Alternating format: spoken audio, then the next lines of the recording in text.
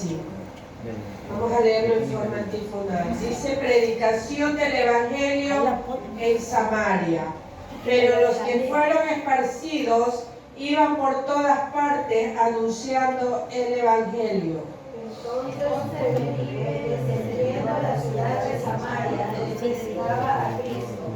Y la gente unánime escuchaba atentamente las cosas que decía Felipe, oyendo y viendo las señales que hacía. Porque de muchos que tenían espíritus inmundos salían estos dando grandes voces, y muchos paralíticos y cojos eran sanados. Así que había gran gozo en aquella ciudad. Pero había un hombre llamado Simón, que antes ejercía la magia en aquella ciudad, y había engañado a la gente de Samaria, dispuestos a pasar para el inmigrante. A este oían atentamente todos, desde el más pequeño hasta el más grande, diciendo: este es el gran poder de Dios. Y les estaba atentos porque sus artes mágicas les habían engañado mucho tiempo. Pero cuando creyeron a Felipe, que anunciaba el Evangelio del reino de Dios y el nombre de Jesucristo, se bautizaban hombres y mujeres. También creyó Simón mismo, y aquellos bautizados que estaban siempre con Felipe, y viendo las señales y grandes milagros que hacían, estaban a todo el mundo. Cuando los apóstoles que estaban en Jerusalén oyeron que Samaria había recibido la palabra de Dios, enviaron allá a Pedro y a Juan. Los cuales, habiendo venido, oraron por ellos para que recibiesen el Espíritu Santo. Estamos en el 16. Porque aún no había descendido sobre ninguno de ellos, sino que solamente habían sido bautizados en el nombre de Jesús. Entonces imponían las manos y recibían el Espíritu Santo. Cuando vio Simón que por la imposición de las manos de los apóstoles se daba el Espíritu Santo, les ofreció dinero, diciendo: dame también a mí este poder, para que cualquiera a quien yo le pusiera las manos reciba el Espíritu Santo. Entonces Pedro le dijo: tu dinero perezca contigo, porque has pensado que el don de Dios se obtiene con dinero. No tienes tu parte ni suerte en este asunto, porque tu corazón no es recto delante de Dios. Arrepiéntete pues de esta tu maldad y ruega a Dios si quizás te sea perdonado el pensamiento de tu corazón. Porque en ella amargura y aflicción de maldad veo que estás. Respondiendo entonces Simón dijo: rogad vosotros por mí al Señor, para que nada de esto que habéis dicho venga sobre mí. Todos, habiendo testificado y hablado la palabra de Dios, se volvieron a Jerusalén, y en muchas poblaciones de los samaritanos anunciaron el Evangelio. Aleluya. Santo es el Señor. Seguimos. Dice: los que fueron esparcidos iban por todas partes anunciando el Evangelio. Y vemos los acontecimientos descritos en los capítulos 6 y 7 del libro de los Hechos marcan el inicio de una importante transición. A partir del capítulo 8, la narración empieza a dirigirnos paulatinamente la atención hacia los acontecimientos que dieron origen al centro misionero en Antioquia. La importancia de la iglesia en Antioquia estaba relacionada con el esparcimiento del cristianismo en el mundo no judío. Esta iglesia vino a constituirse en el centro estratégico de la tarea misionera que Cristo había establecido cuando anunció que sus discípulos habían de ser sus testigos, empezando en Jerusalén y continuando en Judea, Samaria y hasta lo último de la tierra. Eso nosotros podemos ver en Hechos capítulo 1, versículo 8. Si usted tiene, búsquelo y lea. Pero recibiréis poder cuando haya venido sobre vosotros el Espíritu Santo, y me seréis testigos en Jerusalén, en todo Judea, en Samaria y hasta lo último de la tierra. Amén. Entonces empezamos nosotros a ver la persecución en Jerusalén en el capítulo 8, versículos de 1 al 4. Empieza la persecución. ¿Y por qué lo perseguían? 8 del 1 al 4. Y Saulo consentía en su muerte. En aquel día hubo una gran persecución contra la iglesia que estaba en Jerusalén, y todos fueron esparcidos por las tierras de Judea y Samaria, salvo los apóstoles, y hombres piadosos llevaron a enterrar a Esteban, e hicieron gran llanto sobre él, y Saulo asolaba la iglesia. Y entrando casa por casa, arrastraba a hombres y a mujeres, y los entregaba en la cárcel. Hasta el 4. Pero los que fueron esparcidos iban por todas partes anunciando el Evangelio. Amén. Mire, ahí vemos la persecución que había en aquellos tiempos. Dice, la propagación del Evangelio en otros países fue el resultado del éxodo masivo de creyentes que escaparon de la persecución de en Jerusalén. Es innegable que siempre hubo una discrepancia entre el mandato misionero de Dios y la negligencia del pueblo judío en su misión a los gentiles. Esto se ilustra claramente con el episodio de Jonás. Ahora bien, cuando Dios tiene un plan para sus hijos, espera obediencia de nuestra parte. Pero si somos negligentes y no vencemos nosotros los obstáculos, entonces Él usa habilidades de aquellos que no son sus hijos para forzar a sus hijos. Desobediente, cuando nosotros somos desobedientes, el Señor ¿qué hace? Nos fuerza a entrar.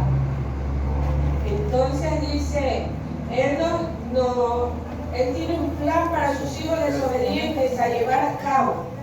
Los discípulos estaban conscientes del mandato de ir hasta lo último de la tierra. Sin embargo, no tomaron ninguna iniciativa en pos de tal misión. Había momentos que ellos no querían obedecer, así como nosotros. Bien, en todo el tiempo ha habido desobedientes, ¿no?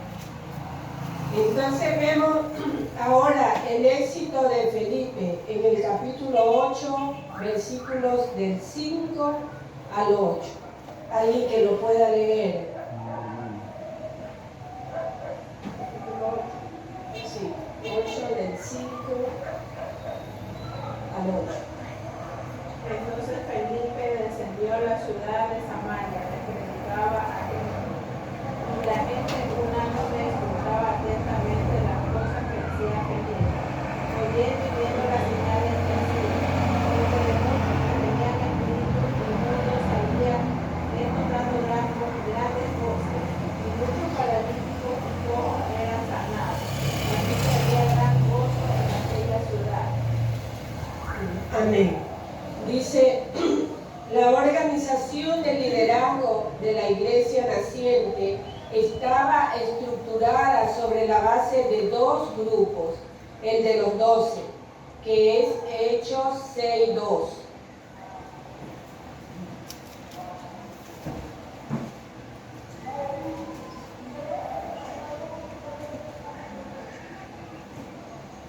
Entonces los 12 convocaron a la multitud de los discípulos y dijeron, no es justo que nosotros dejemos la palabra de Dios para servir a las mesas. Amén. Esto es a los apóstoles y el grupo de los 7 en el 21 de Hechos capítulo 8.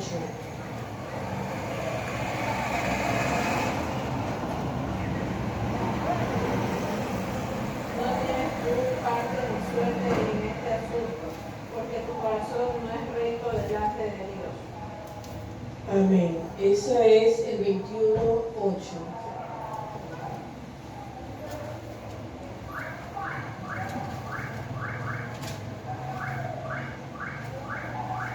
¿Dónde lo leen?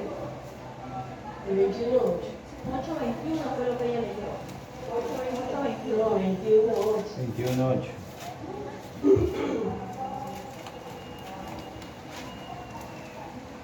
No Al hay. otro día, saliendo Pablo y los que con él estaban, Una sierra. fuimos a Cesarea, y entrando en casa de Felipe el evangelista, que era uno de los 7, posamos con él. Esto es, dice, los encargados de la distribución diaria de los alimentos. Felipe era parte del grupo de los 7, al cual Esteban también había pertenecido. Eso nosotros lo vemos en Hechos 6:5.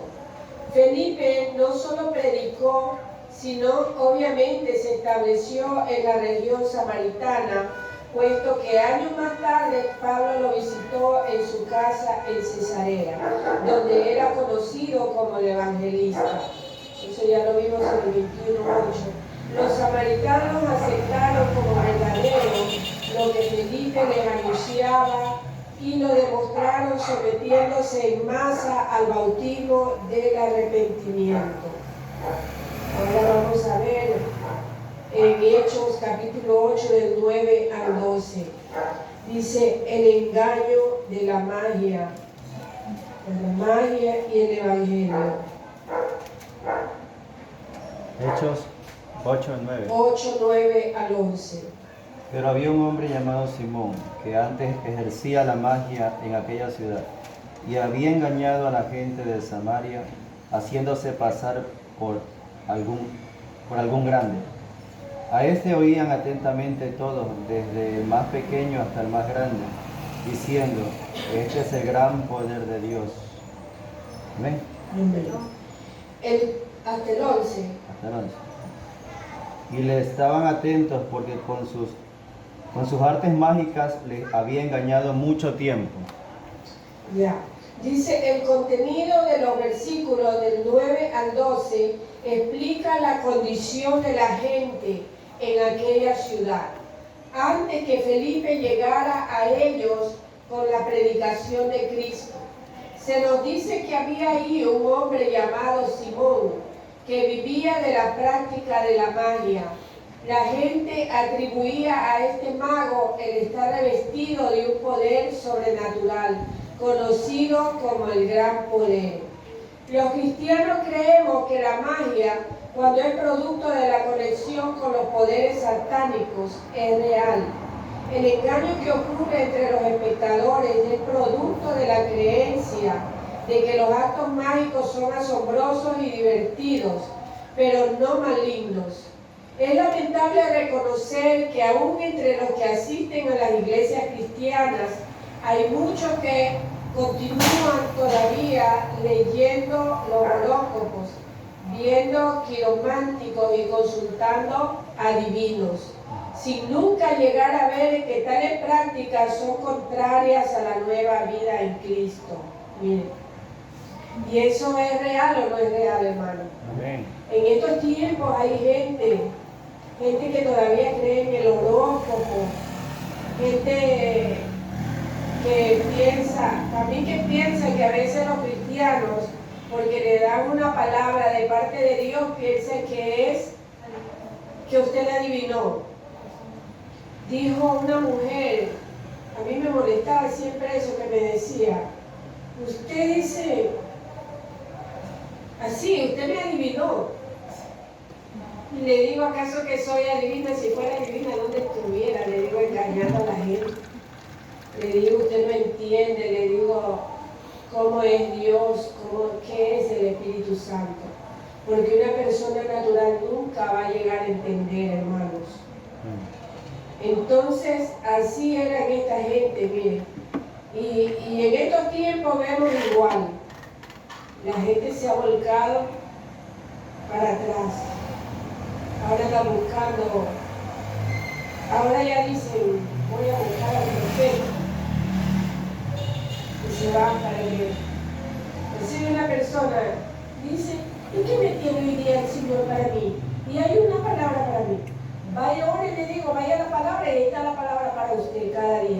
hay una palabra diaria para su vida. Amén. Ahí están las mejores profecías. Ahí está hablando el Señor, hermano. Ahí nos habla Dios, ¿o no nos habla? Amén. No estamos esperando nomás que venga, como dice muchas veces, un carnudo a darle una palabra. Porque te vas a casar, se va a ganar un carro, te va a ganar una casa. Y usted contenta y sentada esperando que el tiempo se cumpla. Nunca se va a cumplir porque eso no venía de parte de Dios. Que te vas a casar, que tu esposo viene de la China. De Corea. Imagínense.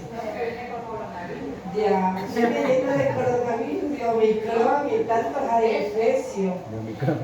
Bueno, hermano, nosotros lo que sabemos De la Betis.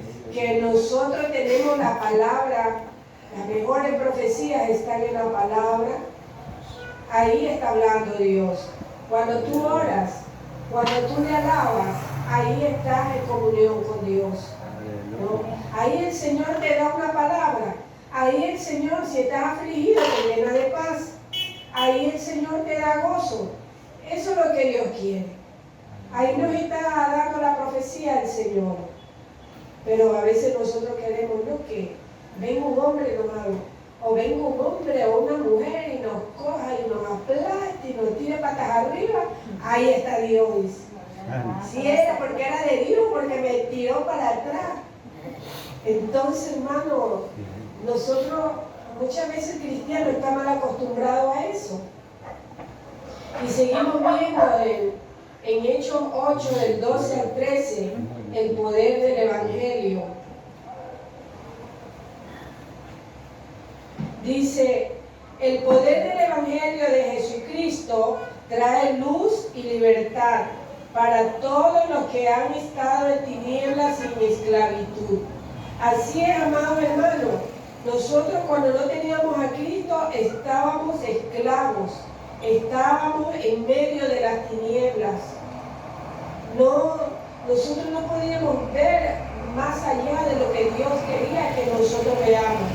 Pero cuando el Señor nos rescató y nos trajo de las tinieblas a su luz admirable, amados hermanos, las cosas han sido diferentes.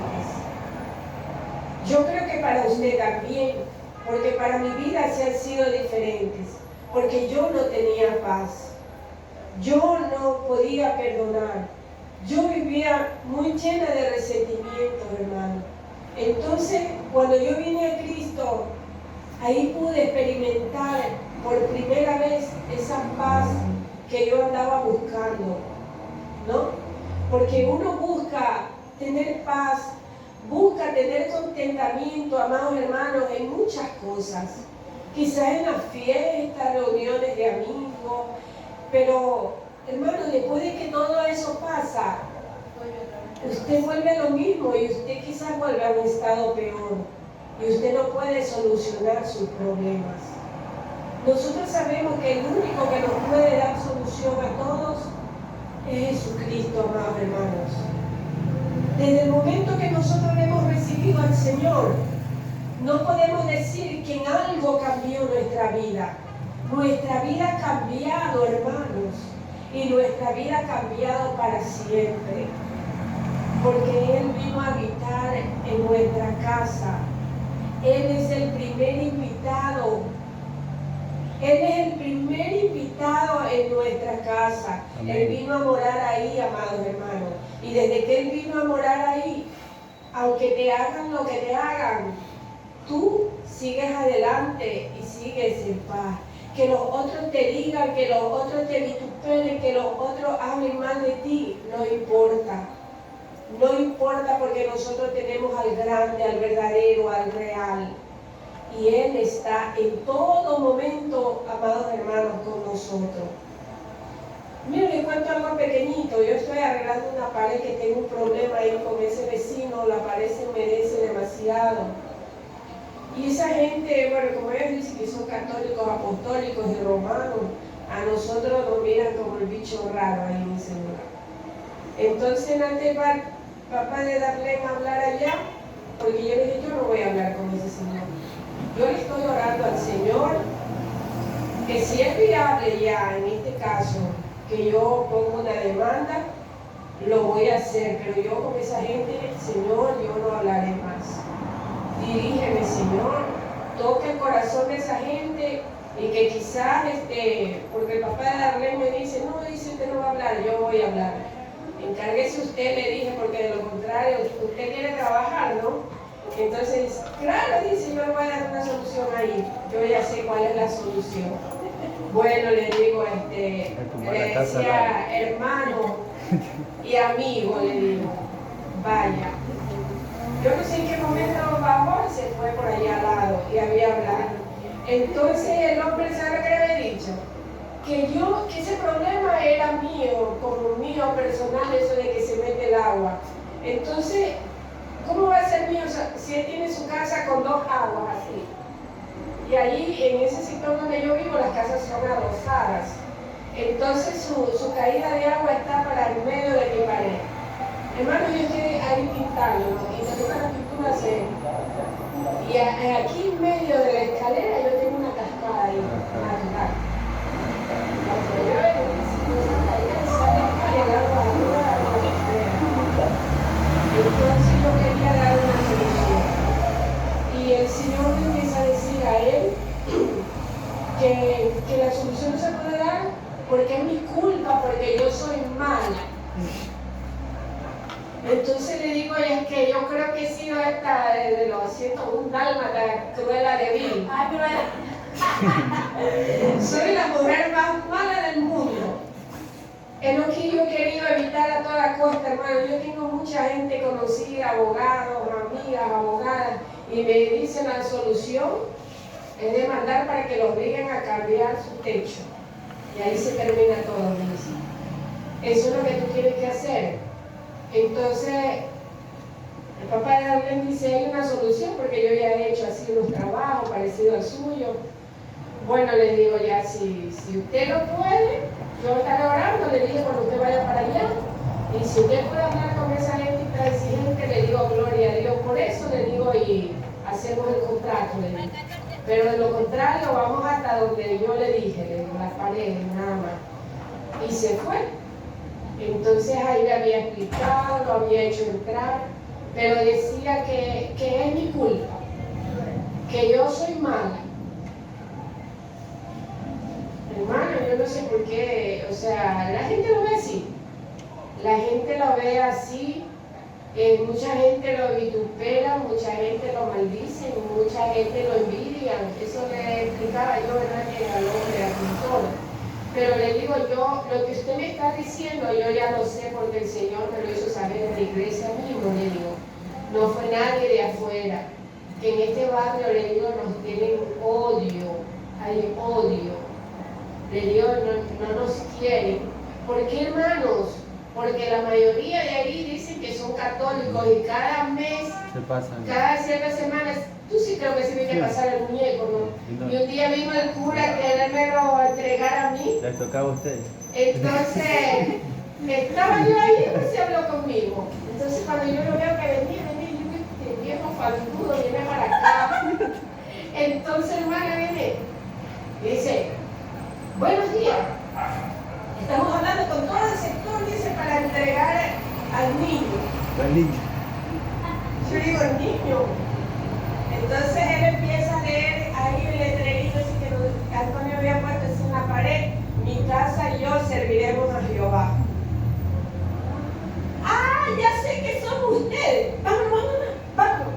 Yo casi se me fue como que habían visto al diablo, hermano. Se retiraron de ahí. En cada casa, cada semana entra el demonio. Lo tienen una semana o 15 días ahí. Y de ahí sale de esa casa, cruza al frente. De ahí cruza para allá, cruza a la derecha, cruza a la izquierda, cruza para todos lados, pero a la mía tiene prohibido cruzar. Entonces, por eso el diablo, ¿qué tiene? ¿Qué va a hacer? Siempre va a tener represalia contigo. Pero yo sé que el Señor me va a dar la victoria, amado hermano. Porque Dios, Él tiene poder, Él es vivo y Él es real. Y algún día esa gente dará su brazo a torcer. Ah, como yo le digo al papá de Darlene, Y también dígale que si yo no arreglo eso, ya la casa me la quieren comprar unos negros. Como hay unos esmeraldeños, pero de esos terribles, le dije así. Entonces se reía. Pero le digo, de paso dígale que si yo no arreglo este asunto, yo haré lo que pueda y la casa se pone en venta y la voy a poner en venta en Esmeralda. Entonces, Santo. así, hermano, mire. Entonces me he encontrado que yo era la mujer más mala del mundo. Me he reído y le he dado gracias a Dios. ¿Por qué me voy a amargar, hermano? ¿Por qué me voy a resentir? Más bien tengo que bendecirlo, hermano. Y los bendigo en el nombre de Jesús. Y todas las noches oro por ellos, aunque me odien. Tendré que amarlos en el amor de Cristo, amado hermano.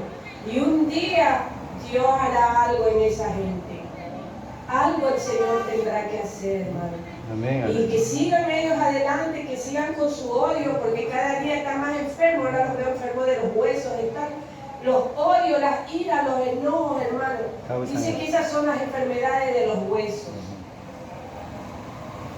los dolores, Los cánceres, todo eso. que se tuerce el cuerpo, son los odios, los reumatismos, las artritis. Todo eso, por un estudio científico, hermano, está establecido que es por todo lo que uno acumula, los odios, las iras, los enojos. Falta de perdón. Y quizás me ha costado muchos años, hermanos, poderlo entender, pero yo lo he entendido y lo sigo entendiendo. Aún le digo a Antonio, declárate sano, le digo, porque la mente está todo. Amén. No hay enfermedades crónicas, no hay cáncer, no hay ninguna enfermedad que Dios no la pueda curar, amados hermanos, si usted se somete a Dios y si usted le cree. Y si usted todos los días, a pesar que venga el diagnóstico del médico, hermano, ese es el diagnóstico del diablo, porque ahí te está levantando un acta de decretos, ahí te está anotando con fecha y hora que tú tienes tal enfermedad crónica y que te vas a morir. Y si te dice que te vas a morir y tú le crees que te vas a morir, te vas a morir. Pero a pesar de todo diagnóstico, de todo precepto, de todo lo que se venga en contrario, en contra de nosotros, nosotros levantaremos bandera de victoria, porque nosotros tenemos un Dios verdadero y real, amados hermanos. Amén, aleluya. Gloria a Dios. Gloria a Dios. El diablo nos trabaja aquí trabaja él, y luego baja por acá. Pero nosotros tenemos que desecharlo, porque nosotros conocemos la palabra. Nosotros sabemos cómo son las terapias espirituales. Amén. Y cómo lo vamos a sacar de nuestras vidas. Gloria a Dios. Amados hermanos, lo que nosotros podemos ver, mire, yo estaba tranquila en mi casa y me vine a enterar que era la mujer más mala del mundo. Pero no importa, gracias al Señor por eso, ¿no? Gracias, Señor. Y seguimos, amados hermanos, miren. Vemos el poder del Evangelio, dice. El poder del Evangelio de Jesucristo trae luz y libertad para todos los que han estado en tinieblas. Amén. ¿Se da cuenta? Cuando usted ya viene al conocimiento de la palabra, usted ya no va a odiar. Usted ya no va a despreciar a nadie. Usted más bien va a orar por aquel que le hace daño. Eso tenemos que hacer. Antes yo creía que era de orar, Señor, mátalo. Arráncale las patas ahí, fulmínalo. Ilumínalo, elimínalo. Todavía no entendía, ¿no? Todavía no entendía. Pero el tiempo que ha pasado no ha sido en vano. Entonces dice, mire, el individuo debe evaluar lo que tenía y lo que ahora posee, pues está hablando de nosotros, y hacer la decisión firme de conservar solo aquello que está de acuerdo con la nueva vida que se le ofrece. ¿Qué conservamos de la nueva vida o de la antigua? Ahí vamos viendo lo que es malo y lo que es bueno, ¿no? Entonces vamos desechando lo malo y cojamos lo bueno, lo que nos edifica, lo que nos ayuda, lo que nos levanta. Entonces, amados hermanos, dice, cuando la persona piensa que la nueva enseñanza es solo una extensión o continuación de lo que ya cree, no se interesa en hacerse una evaluación. Eso sucedió en el caso de los oyentes de Felipe, como lo explicaremos más adelante. El poder glorioso del Evangelio conmovió también a Simón, pero aunque se dice que creyó, fue bautizado. Estaba siempre con Felipe y que el ver las señales estaba atónito. Y sus actos posteriores muestran deficiencia en su aparente conversión. La palabra del Señor dice, por sus frutos os conoceréis. ¿No? Claro. Dice que el árbol bueno, ¿qué da? Y el árbol malo, malos frutos, pues, amados hermanos. Y seguimos viendo, vamos viendo el don del Espíritu Santo. En Hechos 8:14 al 25. Ahí si desea, anote las citas bíblicas para que usted, un momento que esté libre, por ahí escudriñe la Escritura. Vamos a la visita de los apóstoles. Bueno, nosotros ya lo leímos esto, anote si quiere las citas bíblicas y seguimos avanzando. De acuerdo con Hechos 2:38, Pedro había declarado que todo aquel que experimentara el arrepentimiento y fuera bautizado en el nombre de Jesucristo sería salvo y recibiría el don del Espíritu Santo. Eso también lo vemos en Hechos 11:17. Ahora, aquí de acuerdo con Lucas, los oyentes de Felipe se habían convertido ya y eran plenamente salvos, pero no habían recibido el bautismo en el Espíritu Santo. Fue necesario que los apóstoles Pedro y Juan acudieran como factor de refuerzo y afirmación para el ministerio de Felipe en el versículo 17. Se dice que les imponían las manos. Esta fue una nueva modalidad en la campaña de Samaria. Que este fue un acto no visto antes, lo podemos notar en la actitud de Simón el mago. Tampoco había oído él las lenguas ni visto las otras manifestaciones que a partir de ese momento tuvieron lugar. También vamos a ver, dice, el error de Simón en el capítulo 8, versículo 18 al 25.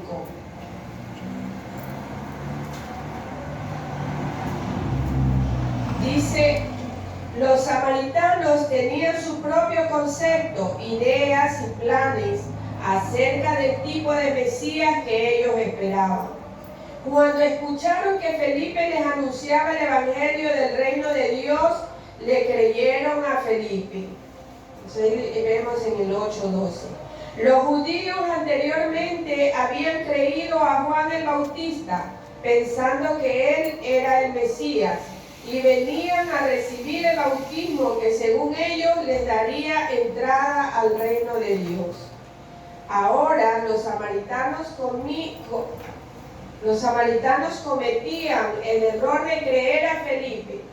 El caso de Simón es el ejemplo más claro que Lucas nos da de esta situación. Obviamente, la diferencia entre el caso de Simón y el resto de los samaritanos fue la respuesta que manifestaron en su corazón al tiempo que Pedro y Juan vinieron a orar por ellos. Los demás querían creer en el verdadero Mesías y aceptar el verdadero sentido del mensaje predicado por Felipe. Los que aceptaron con fe genuina recibieron el Espíritu Santo. Esto fue suficiente para que los creyentes de Samaria fueran aceptados dentro de la familia de Dios. Leamos rapidito el libro de Romanos capítulo 8, versículo 9. El que lo tiene, léalo en voz alta.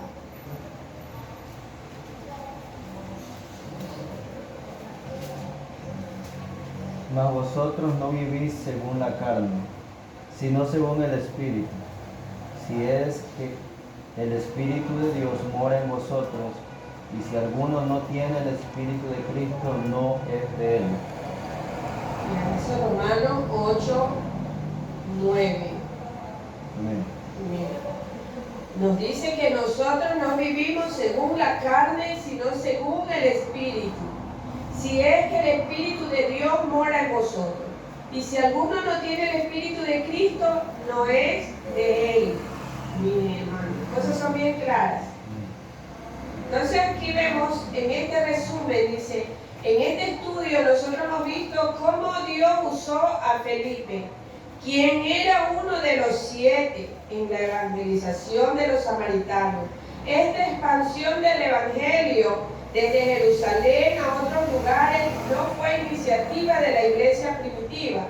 Dios tuvo que hacer uso de la persecución de los judíos como medio para que los cristianos salieran por el mundo con el mensaje del evangelio.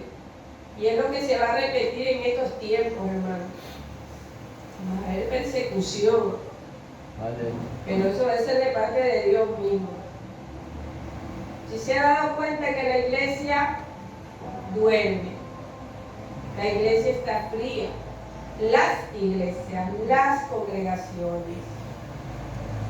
Entonces, volveremos, como dice, esos tiempos de la iglesia primitiva. Dios tuvo que hacer uso, mire, Dios tuvo que hacer uso de la persecución de los judíos como medio para que los cristianos salieran por el mundo con el mensaje del evangelio. Felipe predicó con mucho éxito y gran número de los de la región de Samaria creyeron en el Señor. Cuando la iglesia de Jerusalén se enteró del avivamiento de Samaria, envió a Pedro y a Juan para que vieran lo que estaba sucediendo.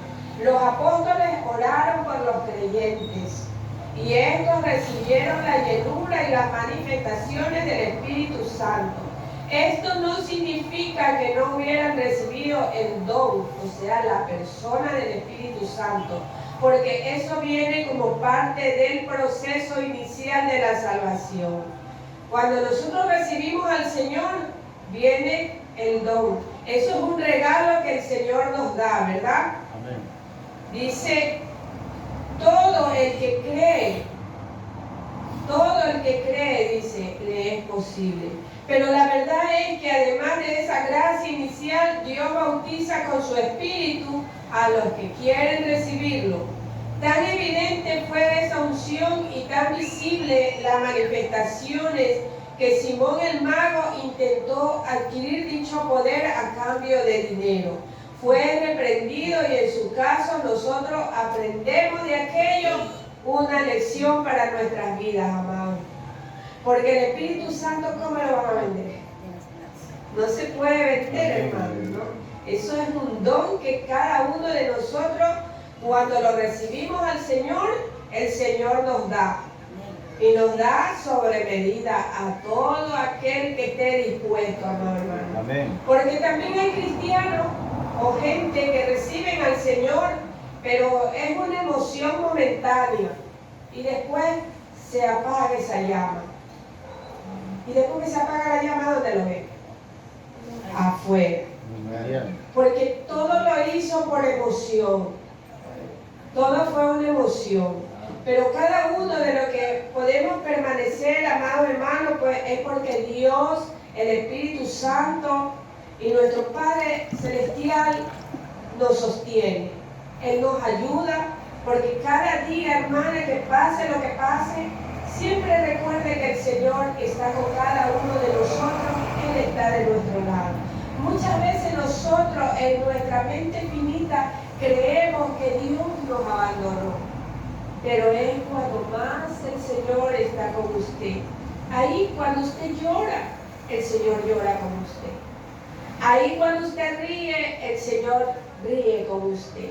Ahí cuando usted está lleno de gozo, ahí está el Señor. Gloria a Dios. El Señor no nos ha dejado, no nos ha abandonado. Él está en todo tiempo, amados hermanos. Él está en la angustia, Él está en la aflicción, Él está en la tribulación. En medio de todo, amado hermano, yo he aprendido que el Señor nunca nos ha dejado, nunca nos ha abandonado.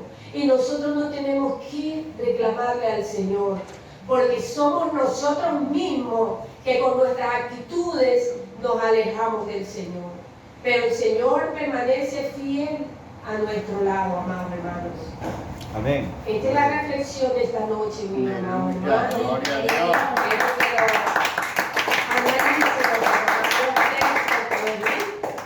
Siga adelante, como decía nuestra pastora. Aunque un versículo diario dice, deben ir leyendo, y así no quiere leer un capítulo para que entre a la presencia del Señor.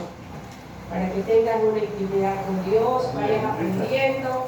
El Señor te va capacitando a través del Espíritu Santo. Dios me los bendiga y Dios me los guarde, y que la paz de nuestro Señor Jesucristo siempre esté en cada corazón. Amén. Gloria a Dios. Dios le bendiga. Gloria a Dios.